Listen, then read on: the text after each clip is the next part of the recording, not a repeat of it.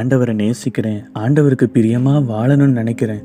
ஆனால் அடிக்கடி பாவம் செஞ்சிடுறேன், அடிக்கடி தேவனை விட்டு தூரம் போயிடுறேன் அப்படின்னு நினைக்கிறீங்களா? ஆண்டவர் உங்களை பார்த்து சொல்லுகிறார். ஏசாயா 42வது அதிகாரம் 3வது வசனம். அவர் நெறிந்த நாளிலை முறியாமலும் மங்கி எரிகிற திரியை அணையாமலும் இருக்கிற தேவனா. ஆமாங்க, தேவன் நீங்கள் பாவம் செஞ்ச உடனே, தேவனை விட்டு தூரம் போன உடனே அவர் உடனே உங்களை இவன் எனக்கு வேணாம், இவன் எனக்கு வேணாம் அப்படின்னு தள்ளி விடுகிற தேவன் அல்ல. தேவன் உங்களை நேசித்து உங்களுக்காக மறுபடியும் நீங்கள் திரும்பி வர காத்துக்கிட்டு இருக்கிறார்.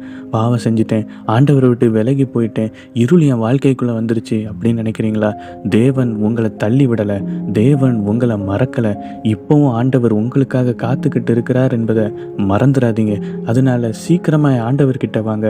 எல்லா பாவத்தையும் உதறி தள்ளிவிட்டு தன் பாவங்களை மறைக்கிறவன் வாழ்வடைய மாட்டான், அவைகளை அறிக்கை செய்து விட்டு விடுகிறவனோ இரக்கம் பெறுவான் என்ற வசனத்தின்படி உங்கள் பாவத்தை ஆண்டவர்கிட்ட அறிக்கையிட்டு, தேவனே நான் மீறிட்டேன், என்னை மன்னிச்சிருங்க, எனக்கு இன்னொரு வாய்ப்பு தாங்கன்னு கேளுங்க.